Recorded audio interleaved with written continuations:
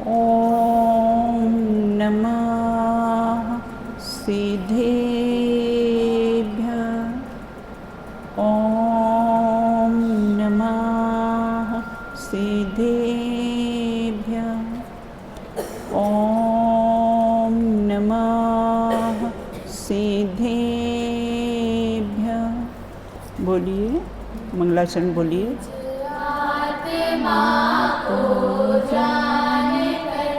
पहचान कर जम कर अभी जो बन गई परमात्मा, पर्याय में भी वे सभी वे साथ हैं, आराध्य है, आराधना के सार है।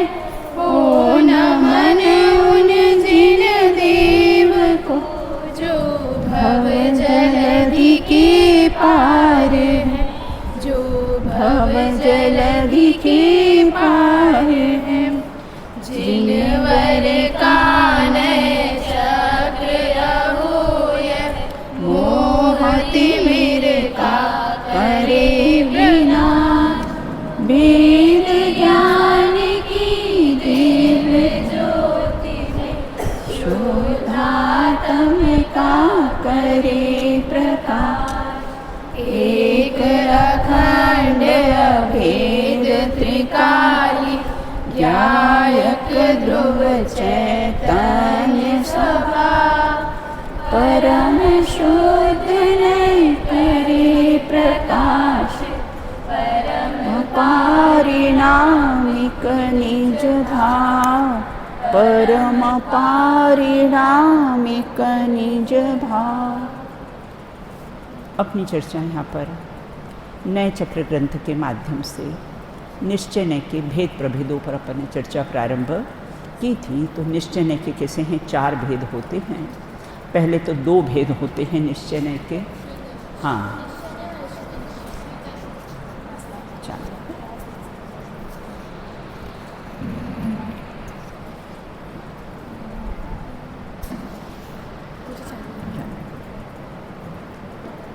तो निश्चय नय के पहले तो कैसे हैं, 2 भेद होते हैं, एक शुद्ध निश्चय नय और एक अशुद्ध निश्चय।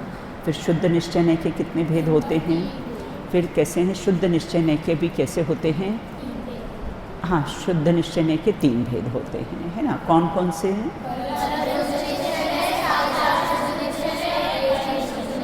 हाँ, और अशुद्ध निश्चय नय का कैसा है, अशुद्ध निश्चय नय ही भेद होता है। यहाँ पर अपन ने चर्चा की थी कि परम शुद्ध निश्चय नय का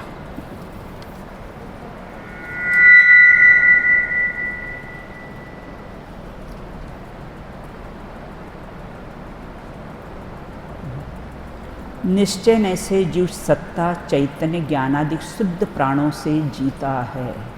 ये कौन से नय का विषय है? निश्चय नय से जीव सत्ता चैतन्य ज्ञानादि प्राणों से जीता है ना। तो उसका कैसा है, शुद्ध प्राणों से जीता है। तो कौन से नय का विषय है? परम से। मैं रंग राग से भिन्न भेद से भी मैं भिन्न निराला, ये कौन से नय का विषय है? परम शुद्ध निश्चय नय का कैसा है, विषय है। अब आगे कहते हैं, अहो निखरा कांचन चैतन्य खिले सब 8 कर्म पुनि। हाँ, सर्वद्रव्य पर्याय सु केवलस्य, कौन से नय का विषय है? क्यों क्यों?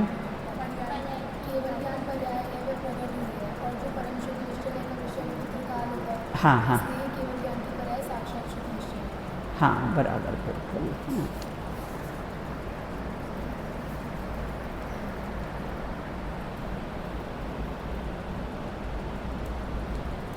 क्षण भर निज रस को पीछे तन मिथ्यामल को धो देता है। ये कौन से नय का विषय है?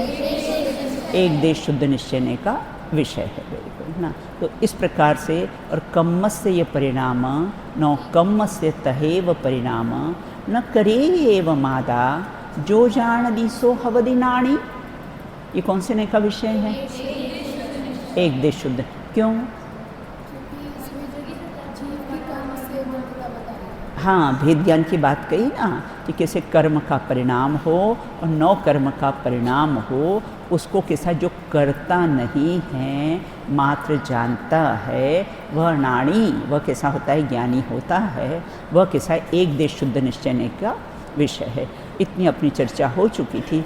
आज अपन चर्चा करेंगे पेज नंबर 131।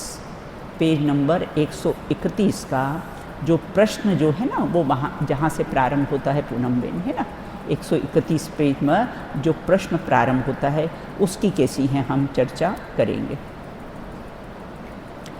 इसका बेटा एक प्रयोग ये भी आता है, रागादि रहित उपयोग ज्ञायक प्रतिभासी हो। कौन से नय का विषय है? एक देश शुद्ध निश्चय का विषय। ऐसे प्रयोग आपको आएंगे, है ना, गाथाओं में से, पूजन की पंक्तियों में से ऐसे प्रयोग आएंगे। उसमें आपको छांटना है कि ये शुद्ध निश्चय का विषय है कि एक देश का है कि अशुद्ध निश्चय का है कि परम शुद्ध निश्चय का विषय है, बिल्कुल, है ना। तो कोई प्रश्न है? दृष्टि नहीं? चलिए अब अपन पेज नंबर 131 से आज अपन प्रारंभ करेंगे, बिल्कुल। तो अपना तीन जो शुद्ध नय के जो तीन भेद थे, परम शुद्ध निश्चय नय, साक्षात शुद्ध निश्चय नय और एक देश शुद्ध निश्चय नय, इसकी परिभाषा क्या है और इसके प्रयोग क्या है ये अपने देख लिए हैं, ना। अब आगे कहते आंशिक शुद्ध पर्याय से तन्मय आत्मा को एक देश शुद्ध निश्चय का विषय कहना तो ठीक है। क्या कहा ना आपने? आंशिक शुद्ध पर्याय मतलब क्या? जो सम्यक दृष्टि को, है ना, जो एक देश शुद्धता प्रकट होती है ना, ऐसी आंशिक शुद्धता उसको प्रकट की है। तो आपने उसको तो कह दिया कि एक देश शुद्ध निश्चय का विषय है, बिल्कुल। आंशिक शुद्ध पर्याय को एक देश शुद्ध निश्चय कह दिया है, तो ये तो कैसा है? ठीक है, बिल्कुल ना। परंतु आंशिक शुद्ध अवस्था को पूर्ण अवस्था कहना सत्य कैसे हो सकता है? प्रश्न समझ में आया? फिर से, है ना। आपने एक देश शुद्धता हुई तो आपने तो उसको निश्चय का विषय कह दिया, शुद्ध निश्चय में उसको ले लिया, अनन्या, है ना। आंशिक सम्यक दृष्टि को आंशिक शुद्धता प्रकट हुई ना, फिर भी आपने उसको कह दिया शुद्ध नय का एक मतलब वो पार्ट ले लिया, बिल्कुल। लेकिन जब आंशिक शुद्ध अवस्था को आप पूर्ण शुद्ध अवस्था कहोगे तो यह कैसे सत्य हो सकता है? आंशिक आपने सम्यक दृष्टि को मुक्त कह दिया है, ये कैसे संभव है?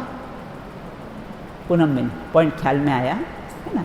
सम्यक दृष्टि को आंशिक शुद्धता प्रकट हुई है, सम्यक दृष्टि को ना एक कषाय चौकड़ी का अभाव हुआ है ना, तो आंशिक शुद्धता उसको प्रकट हो गई है। फिर आपने उसको ऐसा कैसे कह दिया कि पूर्ण शुद्ध दशा कैसे कह दी? जैसे चावल का एक दाना होता है ना, अब आजकल तो बनाते नहीं, कुकर में सब बनाते, पहले तो तपेली में बनाते थे चावल, भाभी साहब, है ना।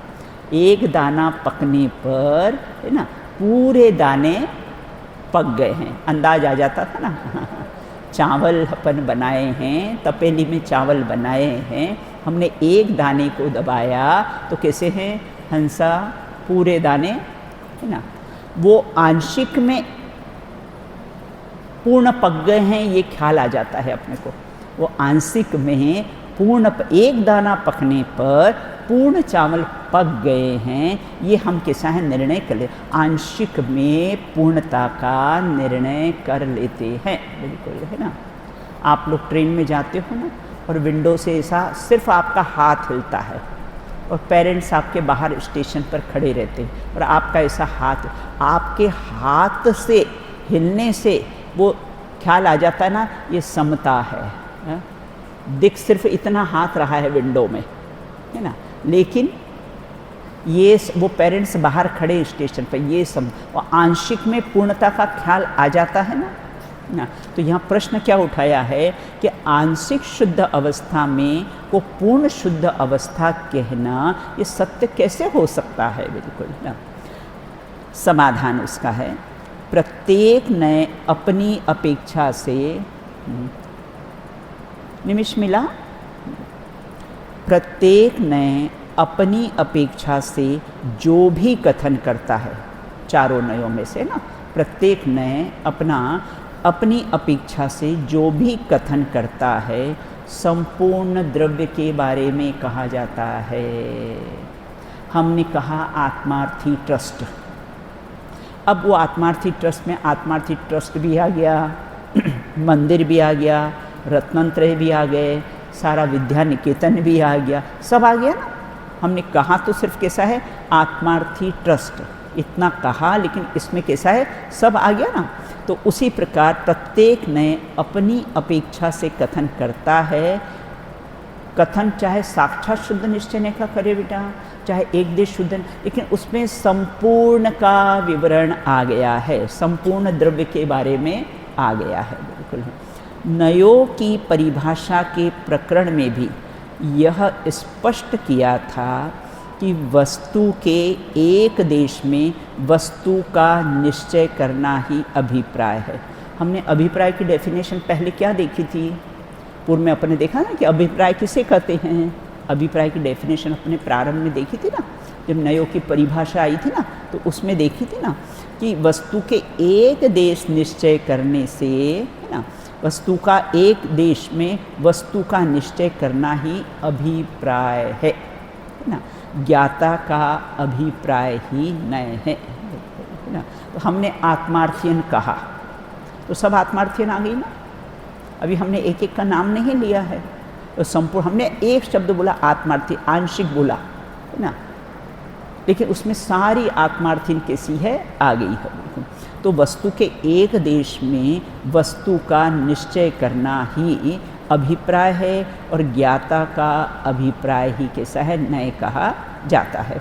बहुत लौकिक में बहुत सारे उदाहरण अपने को मिल जाएंगे कि एक देश में अपन संपूर्ण वस्तु का निर्णय कर लेते हैं। बिल्कुल है ना। तो इस पर एक लहर दिखी, हम शिखर जी जा रहे हैं, ट्रेन में से अपने को पार्श्वनाथ टोक दिखने लग जाती है, दिखने लग जाती है ना पार्श्वनाथ टोक, है ना। और वो पार्श्वनाथ टोक दिखने पर, है ना, हम देखो आ गया, देखो शिखर जी आ गया। हा? एक शिखर कहीं से दिख जाए, आप लोग आते हो ना, और आपको वहाँ रास्ते में से ही कैसा अपना शिखर दिख जाता है आत्मार्थी ट्रस्ट का, तो आप सिर्फ शिखर दिखने पर ही, आंशिक दिखने पर ही आप कैसे संपूर्ण आत्मार्थी ट्रस्ट आपके ज्ञान में आ जाता है। बिल्कुल है ना।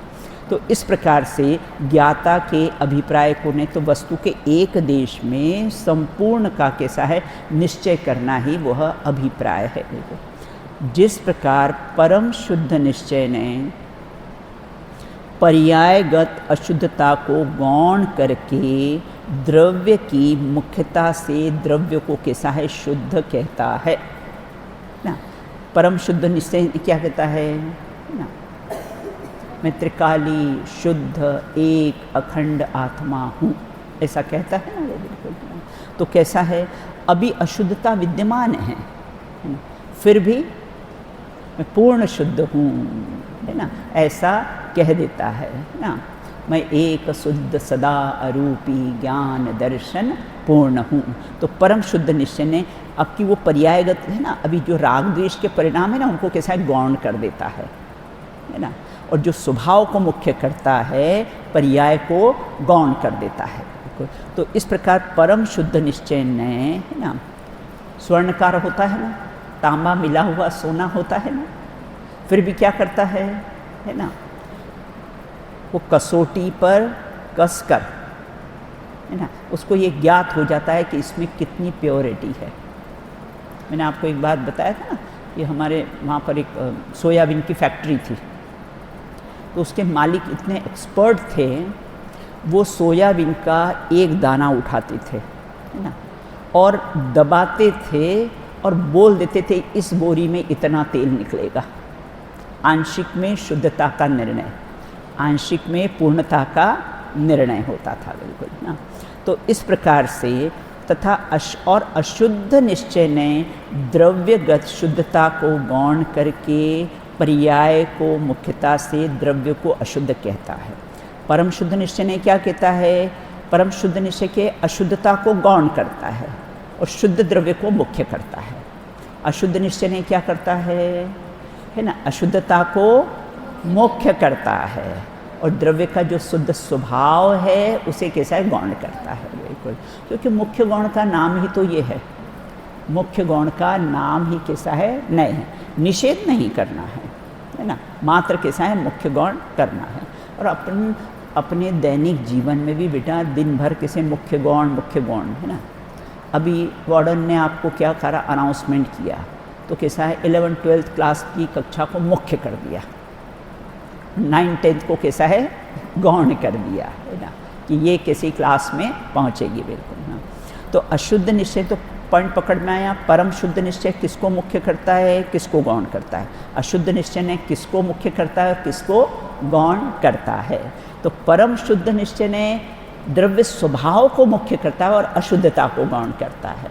वो स्वर्णकार स्वर्ण को मुख्य करता है, किट कालीमा को गौण करता है। और अशुद्ध निश्चय ने क्या करता है, जीव रागी, जीव द्वेषी, जीव क्रोधी, वो क्या करता है ना, अशुद्ध पर्याय जो ना, पर्याय को मुख्य करता है और द्रव्य स्वभाव को गौण करता है। बिल्कुल।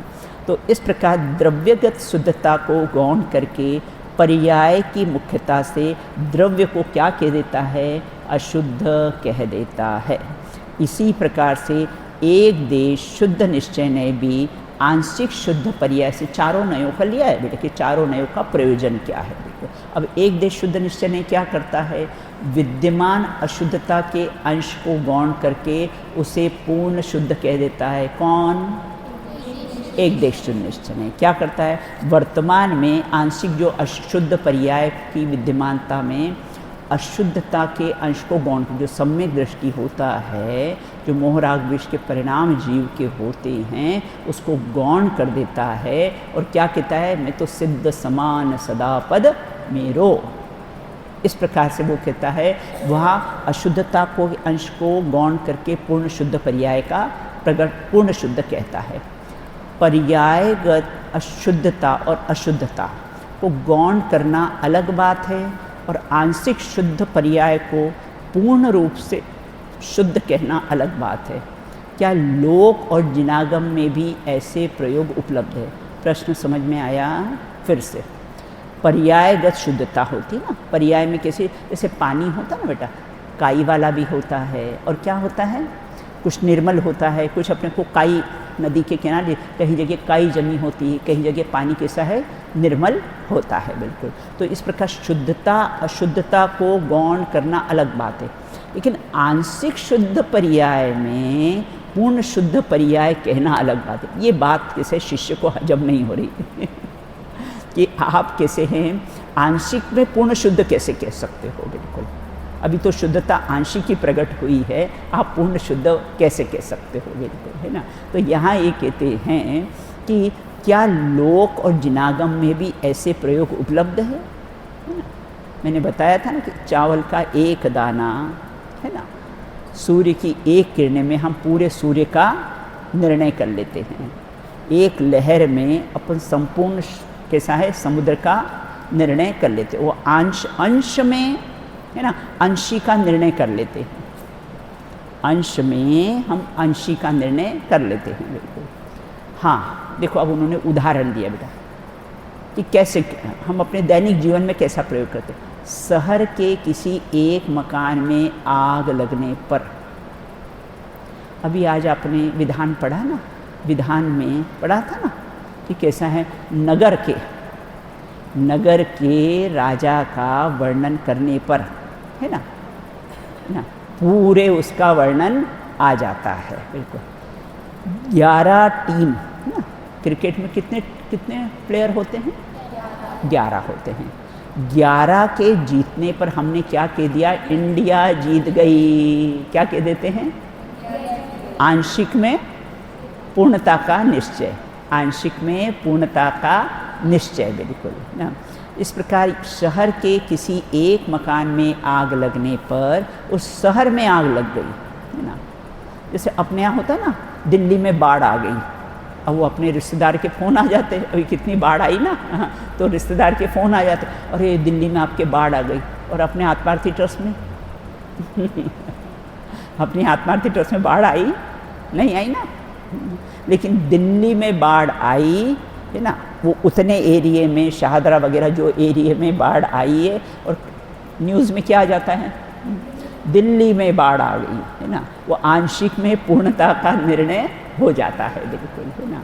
तो इस प्रकार से यहाँ ये कहते हैं कि आग लगने पर, है ना, नेपाल में भूकंप आ गया, है ना, और इंडिया हार गई। अब वो 11 व्यक्ति हारे हैं, लेकिन इंडिया हार गई ना।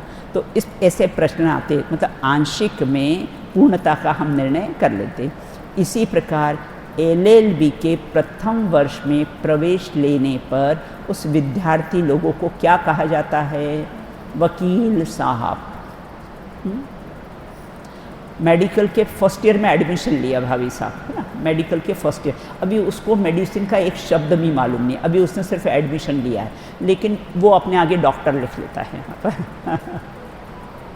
अभी कुछ भी मालूम नहीं है, लेकिन फिर भी कैसा है, यहाँ पर बैच लगा लेता है डॉक्टर, गले में वो डाल लेगा, वाइट कोट पहन लेगा और डॉक्टर, अभी कुछ भी नॉलेज नहीं है, बिल्कुल। तो इस प्रकार से अब आप लोग यहाँ पर आत्मार्थी में एडमिशन लेते हो, है ना। पहले वर्ष आते ही जब एडमिशन ले लिया 9th में, तो आप लोग अपने आप को क्या आत्मार्थी कहने लग जाते हो, लग जाते हो। अभी तो आप में कोई भी लक्षण नहीं है, आपने अभी कुछ पूछा, आत्मा की डेफिनेशन ही आपको मालूम नहीं है, लेकिन आप अपने आप को कैसे है आत्मार्थी कहने लग जाते हो। और उसके बाद भी कैसे जीवन पर्यंत, है ना, अपने आगे कैसे आत्मार्थी, अपने आगे कैसे आत्मार्थी लगाते हो। इसी प्रकार से एक उदाहरण बेटा दिया है ना। दूसरा, हम नगर के एक छोटे से हिस्से में रहते हैं। आप लोग को पूछा कहाँ रहते हो, आप लोग क्या बोलते हो। आप लोगों से पूछे कि आप लोग कहाँ रहते हो, तो क्या बोल, दिल्ली में। दिल्ली में रहते हो, दिल्ली में, दिल्ली के एक कोने में। और फिर कहा दिल्ली के एक कोने में, बोले आत्मार्थी ट्रस्ट में। आत्मार्थी ट्रस्ट तो इतना बड़ा है, इतने में रहते हो आप, बिल्कुल। बोले नहीं, हम विद्या निकेतन में रहते हैं। और विद्या निकेतन में भी 4-4 डॉर्मेट्री है। तो उसमें कहाँ रहते हो, बोले हम अपनी डॉर्मेट्री में रहते हो। बोले पूरी डॉर्मेट्री में तो 15 बेड लगे हुए हैं, अपने बेड पे रहते हैं, बिल्कुल, है ना। तो इस प्रकार से यहाँ ये कहते हैं कि हम नगर के एक छोटे से हिस्से में रहते हुए अपने उस नगर और अपने को कोई, आप कहाँ रहते हो, है ना, बाहर अपन विदेश में जाए ना तो क्या बोलते हैं, बोले हम भारत में रहते हैं। अब भारत तो कितना बड़ा है, लेकिन हम क्या कह देते हैं, भारत में रहते हैं, बिल्कुल। तो हम छोटे से नगर के एक हिस्से में रहते हुए अपने को उस नगर, प्रांत, देश में रहने वाला कहते हैं। न केवल अपितु वैसा अनुभव भी करते हैं। आप लोग आत्मार्थी ट्रस्ट में रहते हो, ये सब फीलिंग भी करते हो कि हम आत्मार्थी ट्रस्ट में रहते हैं। किसी समाज में कुछ व्यक्ति सज्जन, होशियार, विद्वान हो तो सारी समाज को वैसा ही कहा जाता है, बिल्कुल, है ना। कहीं पर हो ना तो वहाँ पर कैसे कुछ विद्वान हो, भले ये तो विद्वानों का गढ़ है ना, ये तो कैसे मंदिरों की नगरी है। जैसे इंदौर में ना, इंदौर में बहुत सारे मंदिर हैं, जैसे जयपुर है, इंदौर है, ये किसी जैनों की नगरी मानी जाती है। यहाँ पर जैनों की संख्या बहुत है, बिल्कुल ना। तो इस प्रकार से होशियार विद्वान हो तो सारी समाज को भी वैसा ही कहा जाता है। परिवार में अगर 1-2 लोग अच्छे पढ़े लिखे निकल जाए ना तो बोले अरे वो बहुत ब्रेनी परिवार है, बहुत पढ़ा लिखा परिवार है, ऐसा कहा जाता है। ये तो लोक के प्रचलित कुछ प्रयोग हुए। बृहद द्रव्य संग्रह गाथा 8 की टीका में पेज नंबर 132 का तीसरा पैराग्राफ है। ये तो लोक में प्रचलित कुछ प्रयोग। बृहद द्रव्य संग्रह गाथा 8 की टीका में छद्मस्त जीव को, छद्मस्त किसे कहते हैं बेटा, छदमस्त किसे कहते हैं? हाँ, छदम प्लस इस्थ, अगर उसका संधि विच्छेद करें ना तो छदम प्लस इस्थ। छदम मतलब आवरण, इस्थ मतलब स्थित रहने वाला। जो आवरणों में स्थित रहने वाला हो उसे क्या कहते हैं? छदमस्त कहते हैं। तो यहाँ किसके आवरणों की बात चल रही है? बोले कर्मों के आवरणों की बात चल रही, कि जो कर्मों के आवरणों में स्थित रहता है तो पहले से 12वां गुण स्थानवर्ती किसे कर्मों का आवरण रहता है, इसलिए उसको किसे छदमस्त कहते हैं। तो इस प्रकार से छदमस्त जीव को एक देश शुद्ध निश्चय से भावना रूप से विवक्षित अनंत ज्ञान सुख आदि का कर्ता और मुक्त अवस्था में शुद्ध नय मतलब साक्षात शुद्ध निश्चय से अनंत सुख आदि का कर्ता कहा जाता है। किसको? किसको? सम्यक दृष्टि को, है ना। कौन से नय से? कौन से नय से? हाँ, एक देश शुद्ध निश्चय से और साक्षात शुद्ध निश्चय की अपेक्षा से भी सम्यक दृष्टि को कैसा है? अनंत सुखी कहा जा सकता है ना। सम्यक दृष्टि को भी केवली का लघुनंदन कह दिया है, मुक्त कह दिया है। सम्यक दृष्टि को 4 प्रकार के मुक्त होते हैं ना, उसमें दृष्टि मुक्त, दृष्टि से मुक्त हो गया है ना। दृष्टि में ये निर्णय हो गया ना कि किसा कर्म का एक परमाणु भी किसा मुझे स्पर्श कर सकता नहीं, मुझे बंधन में डाल सकता नहीं है, ऐसे दृष्टि में आ गया ना सम्यक दृष्टि के, तो दृष्टि मुक्त हो गया है। तो इस प्रकार शुद्ध साक्षात शुद्ध निश्चय से अनंत सुख आदि का कर्ता कहा जाता है। चलो वो बात बेटा ठीक है। रागी द्वेषी हो, मिथ्या दृष्टि हो, उसको भी क्या कह दिया कि ये तो सिद्ध है, सिद्ध राशि। भाव दीपिका ग्रंथ में अभव्य को भी पूनम बेन सिद्ध राशि कह दिया है। क्या कहा भाभी साहब? भाव दीपिका ग्रंथ में जो अभव्य ना, जो कभी भव्यता को प्राप्त होगा ही नहीं, कभी रत्नत्रय की प्राप्ति करेगा ही नहीं है, फिर भी वहाँ पर उसको है ना अभव्य को कैसे सिद्ध राशि कह दिया है कि सिद्ध राशि ये है।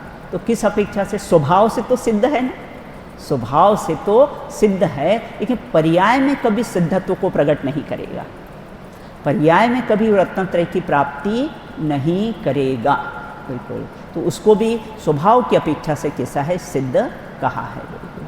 तो इस प्रकार से यहाँ ये कहते हैं। अब आगे कहते हैं, जब जीव शुभ अशुभ रूप 3 योग के व्यापार से रहित है ना, शुभ अशुभ और कैसा 3 योग कौन से बेटा? मन काय, बिल्कुल, है ना। तो जीव शुभ अशुभ रूप से 3 योगों के व्यापार से रहित शुद्ध बुद्ध 14वें गुणस्थान में अयोग केवली कहा है ना। 14वें गुणस्थान को क्या कहते हैं? अयोग केवली कहते हैं, क्योंकि अब कोई योगों का व्यापार रहा ही नहीं, व्यापार से कैसे रहित हो गए, मन वचन काय का कोई अवलंबन रहा ही नहीं है, और अब तो कैसे योग से रहित योगी होने वाले हैं, है ना। गुणस्थानों से रहित गुणस्थानातीत होने वाले हैं। शुद्ध बुद्ध कहने का तात्पर्य है ना, चहु कर्म सूत्रे सट प्रकृति नाश जीते अष्टादश दोष रास, है ना। 63 प्रकृतियों को तो कैसा है वो 13वें गुणस्थान में नष्ट कर दिया है। बची कितनी? 85 प्रकृतियाँ।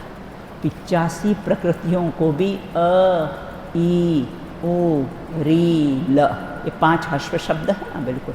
पर इतना शब्द बोले और इतना शब्द बोलने में जितना समय लगा है उतने में वो 85 प्रकृतियों को भी नष्ट कर देते हैं 14वें गुणस्थान में अयोग केवली अवस्था में। तो कहने का तात्पर्य यह है कि कर्म कितने कमज़ोर हैं और मैं कितना बलवान हूँ, है ना। कर्म तो कैसे गिलहरी के समान है। गिलहरी होती ना, एक आहट, थोड़ी सी भी आहट आए तो क्या होता है? चली जाती है, बिल्कुल। तो कर्म तो के एक स्वभाव की आहट आती है ना, तो कैसे हैं सब 85 प्रकृतियाँ भी कैसी है वो अयोग केवली दशा 14वें गुणस्थान में नष्ट हो जाती है। तो इस प्रकार शुभ अशुभ 3 योग के व्यापार से रहित शुद्ध अपने यहाँ देखो गुप्तियाँ भी 3 कही है ना बेटा, मन गुप्ती, वचन गुप्ती और काय गुप्ती। गुप्तियाँ भी अपने यहाँ 3 कही है। मन का अवलंबन लेकर आत्मस्वरूप में गुप्त हो जाना उसका नाम मन गुप्ती, वचन का व्यापार नहीं करके अपने आत्मस्वरूप में गुप्त हो जाना उसमें रमण करना उसका नाम वचन गुप्ती, काय का अवलंबन नहीं लेकर अपने आत्मस्वरूप में स्थिर हो जाना उसका नाम कैसा है काय गुप्ती है, गुप्त हो जाते हैं। मात्र अगर हम मौन हो गए उसका नाम वचन गुप्ती नहीं है। मात्र हमने मौन, तो फिर गूंगा व्यक्ति वचन गुप्ती का धारी हो जाएगा। और 1 इंद्री से 4 इंद्री समता, समता 1 इंद्री से 4 इंद्री बोलते हैं क्या? नहीं बोलते ना, फिर अपने को मानना पड़ेगा ये वचन गुप्ती के धारी हैं। बेहोशी अवस्था में बोलते नहीं हैं तो अपने को मानना पड़ेगा, क्या मानना पड़ेगा? कि हम ये वचन गुप्ती के धारी है, उसका नाम वचन गुप्ती नहीं है। मन वचन का अवलंबन छोड़कर स्वरूप में गुप्त हो जाना उसका नाम कैसा है? मन गुप्ती, वचन गुप्ती और काय गुप्ती। तो यहाँ कहते हैं 3 योग के व्यापार से रहित। अब मन का व्यापार भी नहीं, 14वें गुणस्थान में कैसा? मन भी नहीं, वचन भी नहीं, काय नहीं। अनंत परमेष्टि को मन है बेटा? अनंत परमेष्टि को मन होता है? आ? होता है? अनंत परमेष्टि को मन होता है? आ?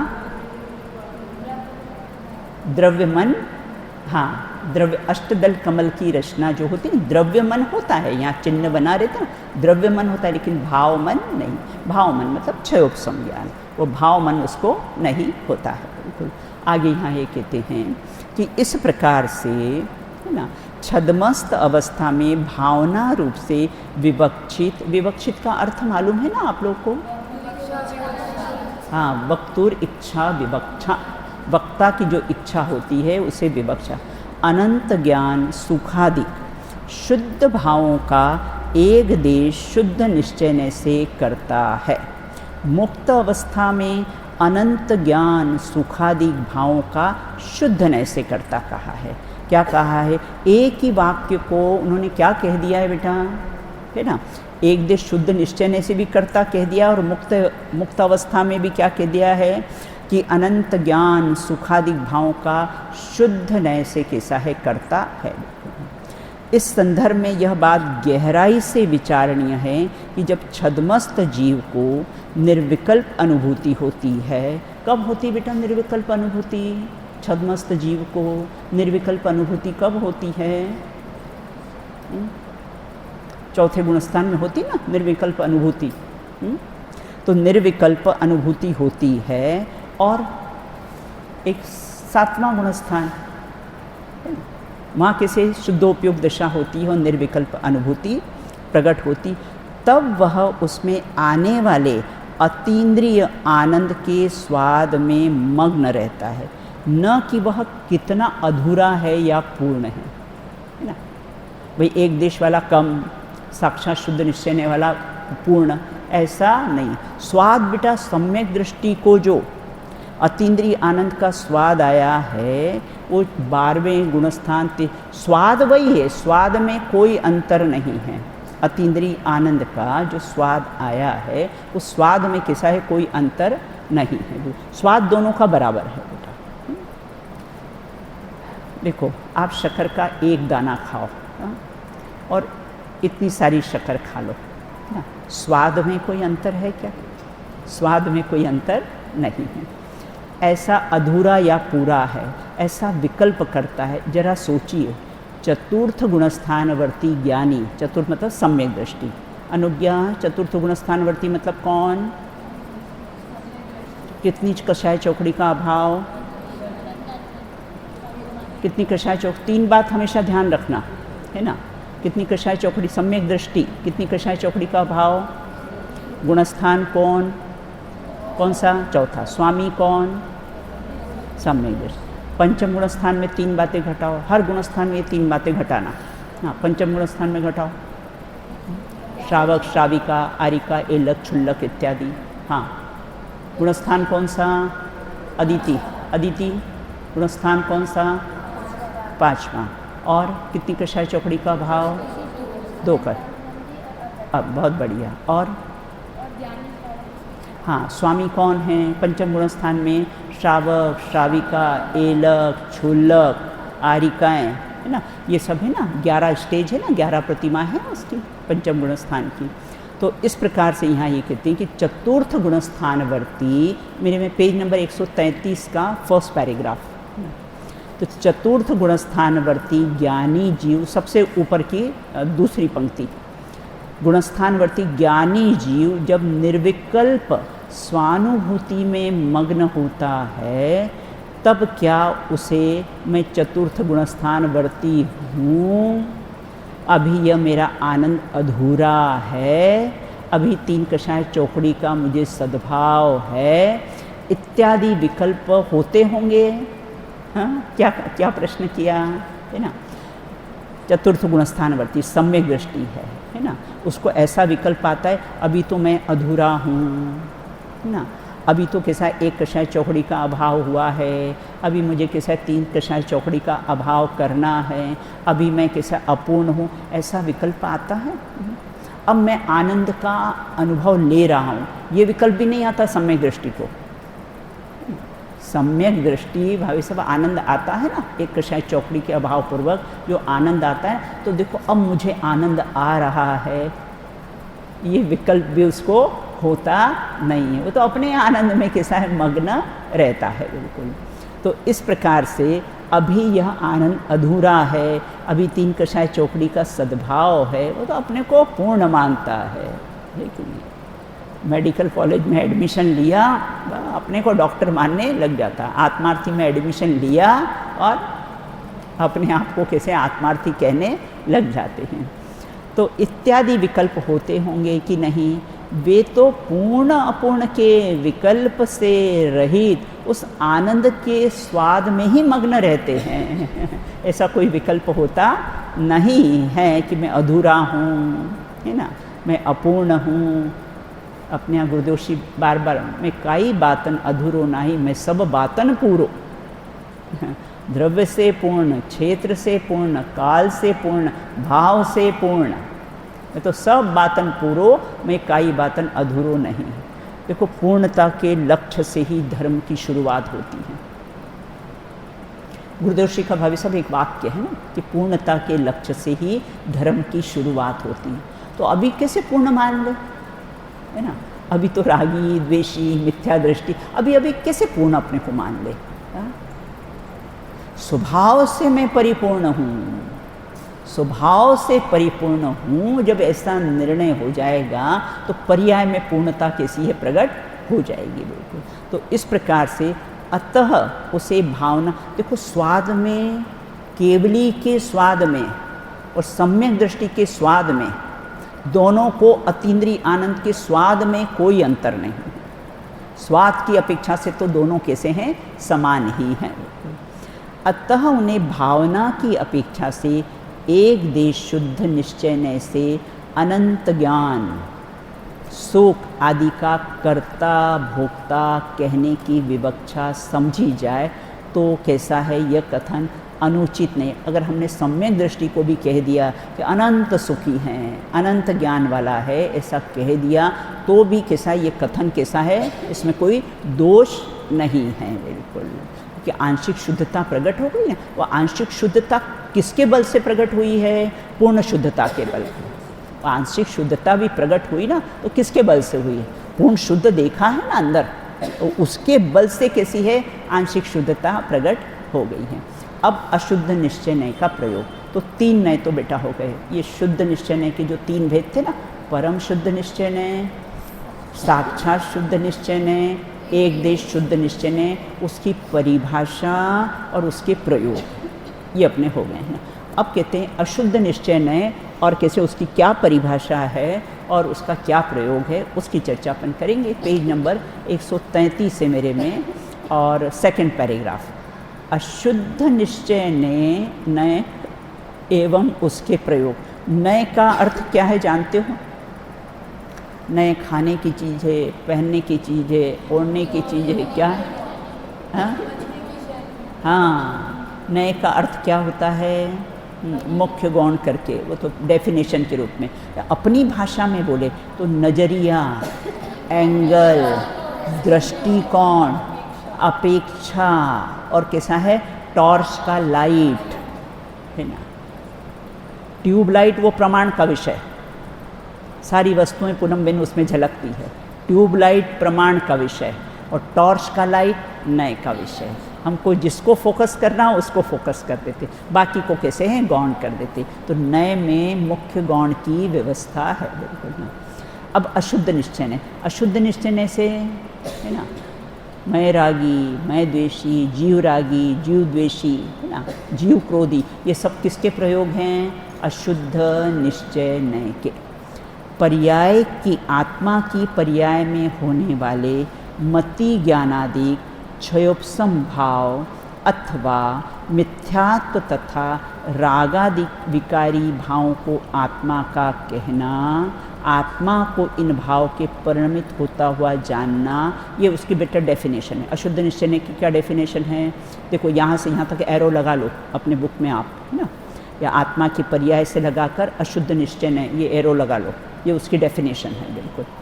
आत्मा की पर्याय में होने वाले मति ज्ञान आदि जो क्षयोपशम ज्ञान है ना, मतलब कुछ शुद्ध हैं, कुछ अशुद्ध हैं, और मिथ्यात्व के परिणाम, विकारी परिणाम, ये मिथ्या दृष्टि है ऐसा कहना, वो अशुद्ध निश्चय का विषय। ये रागी द्वेषी है ऐसा कहना, वो कैसा है?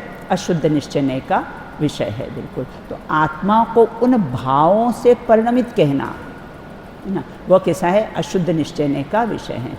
क्रोध करे उस समय क्रोधी कहना, वो कैसा है? अशुद्ध निश्चय का विषय है। उस समय जीव को क्रोधी कहना, वो कैसा है? अशुद्ध निश्चय का विषय है। यह नए औदायिक, अब 5 भावों में बेटा घटा लिए इसको, है ना, कि यह नए औदायिक, औदायिक भाव किसे कहते हैं? हाँ, औदायिक भाव किसे कहते हैं? बराबर बेटा, हाँ, कर्म के उदयजन्य जो भाव होते हैं उसको क्या कहते हैं? औदायिक भाव कहते हैं। तो यह नए कौन सा? यह नए मतलब कौन सा नए है? अशुद्ध निश्चय नए। यह नए औदायिक, औदायिक और देखो औदारिक और औदायिक अंतर समझना उसमें, है ना। औदारिक वो क्या होता है?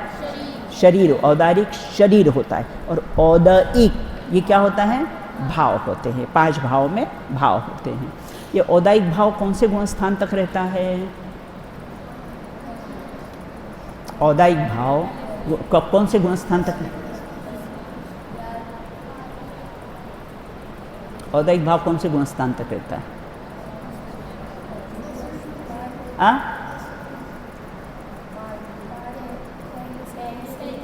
14वें गुणस्थान। औदायिक भाव बोले कौन सा है? 14वां गुणस्थान में कौन सा औदायिक भाव रहता है? 14वें गुणस्थान में कौन सा औदायिक भाव? असिद्धत्व नाम का। कौन सा? अभी सिद्ध दशा प्रकट नहीं हुई ना, अभी कैसा है? 14वां गुणस्थान है, अयोग केवली दशा है, अभी सिद्ध दशा प्रकट नहीं हो, तो वहाँ कौन सा भाव रहता है औदायिक भाव में? औदायिक भाव के 21 भेद है ना, तो उसमें अंतिम है ये कि असिद्धत्व नाम का औदायिक भाव उनको रहता है। 14वें गुणस्थान में भी रहता है। तो यहाँ ये कहते हैं कि इस प्रकार से औदायिक और छायोपशमिक भावों को जीव के साथ अभेद करके उसके साथ उसका कर्ता कर्म आदि संबंध बताता है।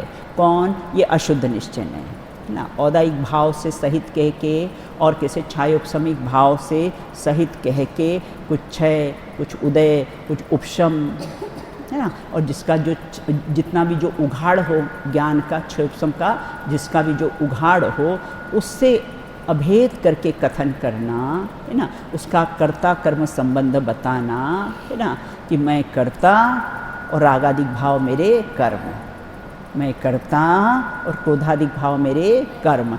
ऐसा जो कर्ता कर्म संबंध बताता है वो कौन सा नय है? अशुद्ध निश्चय नय है, बिल्कुल ना।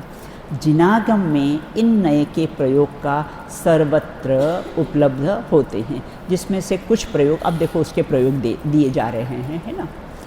सौपाधिक, सौपाधिक क्या होता है?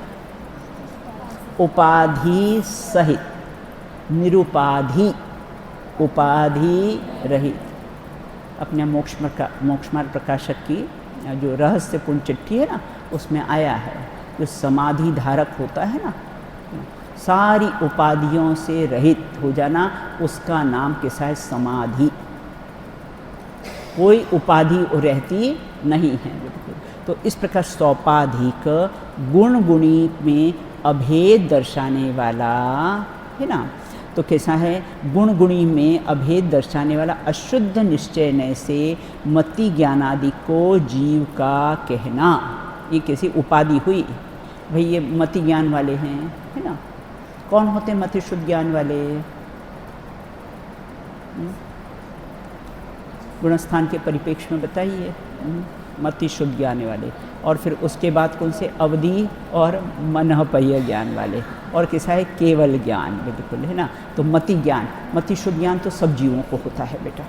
जितने भी संसारी जीव हैं उन सब को कैसा है? मति और शुद्ध ज्ञान, है ना। मन और किसी 5 इंद्रिय के अवलंबन से जो ज्ञान होता है इसको परोक्ष ज्ञान कहते हैं, है ना। तो ये कैसा? ऐसा हमने क्या जीव ये मति शुद्ध ज्ञान वाले हैं, ऐसा कहना। हाँ, कोई प्रश्न है? अनंत परमेष्टि को कौन सा ज्ञान होता है बेटा? केवल ज्ञान होता है। तो भी वो भी क्या है? सौपाधिक। उस अपेक्षा से बेटा लेना है ना। लेकिन यहाँ तो अशुद्ध निश्चय का प्रकरण चल रहा है ना, तो हम किसको लेंगे? मति शुद्ध ज्ञान वाले को, है ना। तो मति शुद्ध ज्ञान वाले को जीव कहना, भाई ये मति ज्ञान वाले हैं, ये शुद्ध ज्ञान वाले, ऐसा कहना। और वो क्या कहता है? वो अशुद्ध गुण गुणी में अभेद दर्शाने, सौपाधिक, है ना। मैं गोरा, मैं काला, है ना, मैं मोटा, मैं पतला, है ना। इस प्रकार से गुण गुणी में को अभेद दर्शाने वाला अशुद्ध निश्चय नय से जैसे मति ज्ञान आदि को जीव का कहना। आगे अशुद्ध निश्चय का अर्थ यह कहा जाता है बेटा, देखो ये जो नय है ना, ये कहा ना, ये तो एंगल और दृष्टिकोण है। अशुद्ध निश्चय से देखोगे तो जीव रागी द्वेषी दिखेगा, हाँ। और किसी एक देश शुद्ध निश्चय से देखोगे तो जीव कैसा है? उन राग द्वेष का अकर्ता है ना। जिस एंगल से देखेंगे, जिस दृष्टिकोण से देखेंगे, वैसी वस्तु दिखाएगी। स्टेज पर, है ना, कोई प्रोग्राम होता है ना, तो बड़े बड़े लाइट लगे रहते ना, लाल पन्नी लगा दो तो कैसा है? लाल दिखेंगे। ग्रीन लगा दो तो सारे ग्रीन दिखेंगे, है ना। उसी प्रकार से नए भी कैसे हैं ना। बाकी वो लाइट में बेटा कोई अंतर आया? जो सफ़ेद लाइट पीछे लगा हुआ है उसमें कोई अंतर आया? उसमें तो कोई अंतर नहीं, वो तो जो का त्यों ही है। वो तो हमने यहाँ लगा दी ना पन्नी, इसलिए क्या है, हमको लाल, हरा, नीला, पीला दिखाई देता है, बिल्कुल। तो इस प्रकार यहाँ कहते अशुद्ध निश्चय का अर्थ कर्मोपाधि से उत्पन्न हुआ होने से अशुद्ध कहलाता है। भाव कर्म का उदय आया, ज्ञानावरणी कर्म का उदय आया, तो ज्ञान का कैसा है? कम होना, ज्ञान का ज़्यादा होना, वह सब कैसे? कर्मोपाधि से उत्पन्न हुए। 8 कर्मों में लगा लेना, है ना। कर्मोपाधि ली है ना, कर्मों तो 8 कर्मों की उपाधि में लगा, आयुष कर्म को छोड़कर 7 कर्म में। कर्मोपाधि से उत्पन्न हुआ होने से अशुद्ध कहलाता है। और आत्मा उस समय तपे हुए लोह खंड के गोले के समान तन्मय होने से निश्चय कहलाता है, बिल्कुल। क्या कहा? तप्तायमान लोहे का गोला हो ना, तप्तायमान लोहे के गोले के समान तन्मय, है ना। लोहा कैसा है? वो अग्नि के साथ बिल्कुल तन्मय हो गया है, तो बिल्कुल एकदम लाल बिल्कुल दिखता है। तप्तायमान लोहे के समान होने से निश्चय कहलाता है, बिल्कुल। इस प्रकार अशुद्ध और निश्चय, इन दोनों का मिलान करने से क्या हो गया है? अशुद्ध निश्चय नय कहलाते हैं। अब कहते हैं ब्रह्म, ये तो अभी द्रव्य संग्रह का लिया है। जीव के कर्मों के क्षयोपशम से होने वाले जितने भाव होते हैं वे जीव के भाव प्राण हैं, है ना। एक द्रव्य प्राण और एक भाव प्राण। द्रव्य प्राण किसको कहते हैं? द्रव्य प्राण किसको कहते हैं? हाँ, 10 प्राण है ना, 10 प्राण हैं, वो कैसे हैं? द्रव्य प्राण। और चैतन्य प्राण वो कैसा है? भाव प्राण है, बिल्कुल। तो इस प्रकार से जीव के भाव प्राण होते हैं, ऐसा अशुद्ध निश्चय नय से कहना, बिल्कुल। हाँ, जीव के क्षयोपशम आदि कर्मों से जितने भाव होते हैं उनको जीव का भाव प्राण कहना। वो द्रव्य प्राण भाव प्राण अलग है। यहाँ पर किसको? अशुद्ध निश्चय नय से, जो कैसे हैं? जीव के कर्म के क्षयोपशम से। कर्म का क्षयोपशम का अर्थ समझे? क्या समझे कर्म के क्षयोपशम से? हाँ राजी? हाँ, कर्म का मतलब जैसा कर्म का है ना, ज्ञानावरणी कर्म का जैसा उदय होगा और फिर जितना हमको क्षयोपशम मिला है, कम ज़्यादा, ज्ञान का उघाड़ किसी को कम किसी को ज़्यादा होता है, इसको बोलते कैसा है? कर्मों, है ना, कर्म के उदय से होने वाला क्षयोपशम, है ना। आवरण आ जाता है ना बादल पर, ना सूर्य पर आवरण आ जाता है, बिल्कुल, है ना। तो कैसा है? बादल कैसे हैं? ढक जाते हैं, फिर भी साइड से, है ना, कुछ प्रकाश प्रकाशित होता रहता है। उसका जो आवरण आ गया है ना, और उसमें साइड से जो दिखता है ना, वह कैसी है? वो सूर्य का कैसा है? प्रकाश। आवरण आ गया उसको नहीं लेना, जो प्रगट ज्ञान है उसको लेना, जिसका जितना क्षयोपशम हो उसको लेना। अब यहाँ ये देखो, यही गाथा आ गई बेटा, तुम्हारी 19वीं गाथा, है ना। पढ़िए गाथा। मीनो कम ही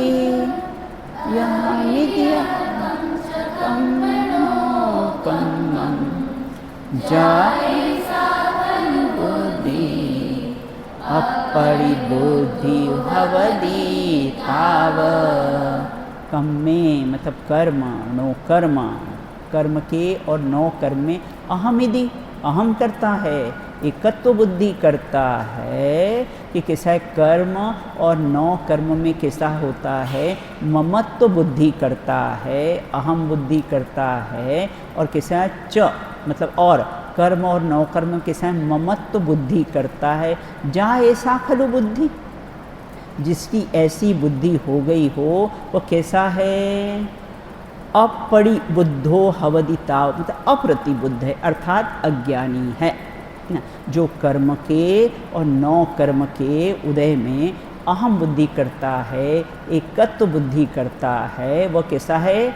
अज्ञानी का लक्षण बता दिया है ना। कैसा है? अपरिबुद्धो हवदिनाणी ताव, अर्थात वो कैसा है? अप्रतिबुद्ध है, अज्ञानी है। बिल्कुल। अपने तो समय सार में प्रश्न उठा ना, कब तक अज्ञानी रहेगा, कब तक अप्रतिबुद्ध रहेगा?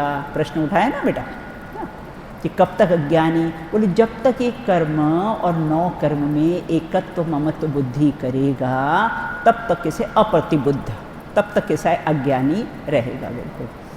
मैं रागी मैं द्वेषी, है ना। अब देखो इसका और उदाहरण। मैं रागी द्वेषी हो लेता, जब परिणति होती जड़ जड़ केरी। ये कौन से नए का विषय है?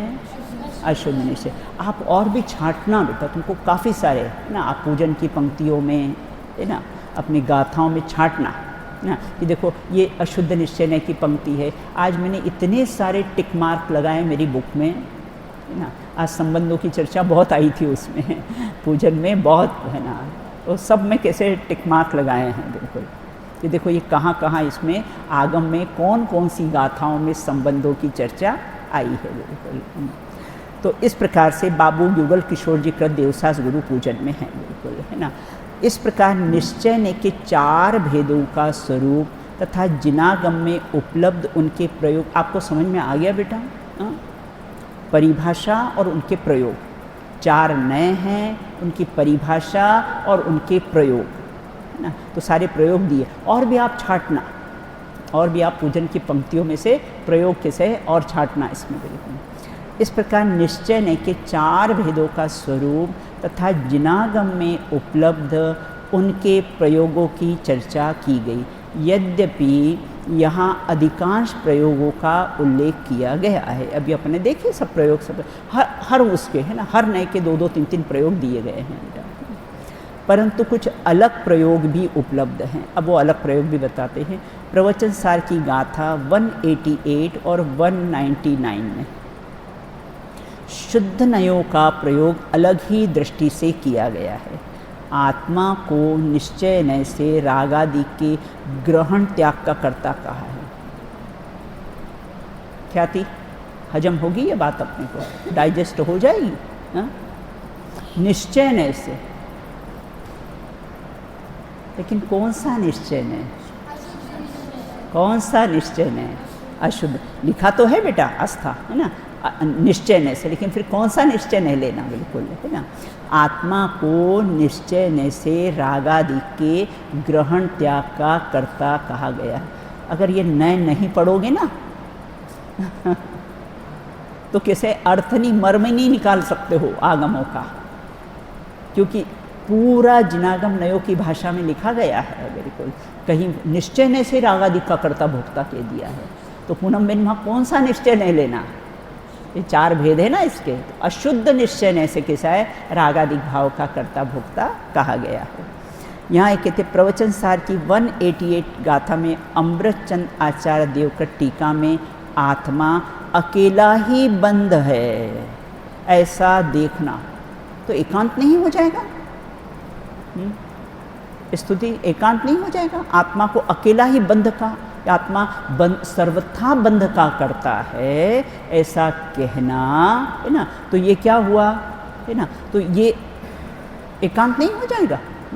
हमने तो एकस्य बद्धो न तथा परस्य चितिर्द्वयोर्वा विति पक्षपात ना, हमने तो एक नहीं कहता है बंध का करता है, एक नहीं कहता है कैसा है बंध का अकर्ता है। तो यहाँ तो यह कहते हैं न बंध का करता है न बंध का कैसा है भोगता है, बिल्कुल ना। तो आत्मा अकेला ही बंध है ऐसा देखना, क्योंकि निश्चय नय का विषय शुद्ध द्रव्य है। यहाँ बंध भाव रूप परिणमित आत्मा को शुद्ध नय का विषय कहा गया है। क्या कहा है? आत्मा बंध सहित है और उसको क्या कह दिया है? शुद्ध नय का विषय कह दिया है। हाँ तो कहते एकस्य बद्धो न तथा परस्य, और यहाँ तो क्या कहते हैं कि आत्मा कैसा है? शुद्ध नय का बंध से परिणमित आत्मा को कैसा है? शुद्ध नय का विषय कह दिया है। बस इतना कह के कैसा है समाप्त करते हैं विषय अपना, फिर अगला प्रश्न आएगा। आत्मा मैं पढ़ देती हूँ बेटा ना। आत्मा किसका करता है, उसका क्या कर्म है, अनादि से कर्ता कर्म का संबंध किसमें? मैं करता, देहादिक मेरा कर्म, मैं करता, रागादिक मेरे कर्म, ऐसा कर्ता कर्म संबंध स्थापित किया। इस संदर्भ की गाथा में 189 की टीका में कहा है कि राग परिणाम ही आत्मा का कर्म है, यही पुण्य पाप रूप द्वैत है। कहीं पर तो कह देंगे कि रागादि का अकर्ता है, और कहीं पर पूनम बेन क्या कह देते? रागादि का करता है। बिल्कुल ये क्या है ना, कुछ एक तो ठिकाना रखो हा? कि रागादि का करता है या रागादि का अकर्ता है। बिल्कुल यही पुण्य पाप रूप के साथ द्वैत भाव है। आत्मा राग परिणाम का ही करता है, उसी को ग्रहण करने वाला है। कौन से नय का विषय है? कौन से नय का विषय है? अशुद्ध निश्चय नय के विषय है, उसी का त्याग करने वाला है। और एक जगह तो कहते त्यागोपादान शून्यत्व शक्ति, आत्मा में न तो ग्रहण है न तो त्याग है। और यहाँ तो कहते हैं रागादि का ग्रहण भी करता है, रागादि का त्याग भी करता है। ऐसे जगह जगह कंट्रोवर्सी बात आएगी आगम में। और अगर हमने नए पढ़े होंगे तो कैसे हैं ये मास्टर की है नए, हम उसका कैसा अर्थ निकाल लेंगे। बिल्कुल है ना। समय अपना हो गया, शेष चर्चा अपन कैसी है बाद में करेंगे। बिल्कुल वो भला बोल लो बेटा, है ना। एक और अपन ने बोला था ना यहाँ पर, एकस्य बद्धो तथा परस्य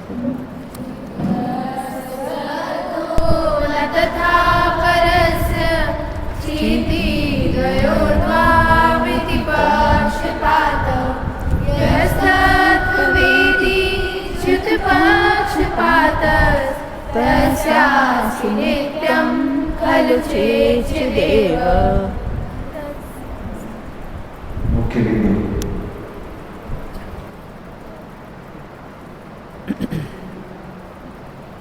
ख्याल नहीं रहा, 5 मिनट पहले छोड़ देती भैया। हाँ।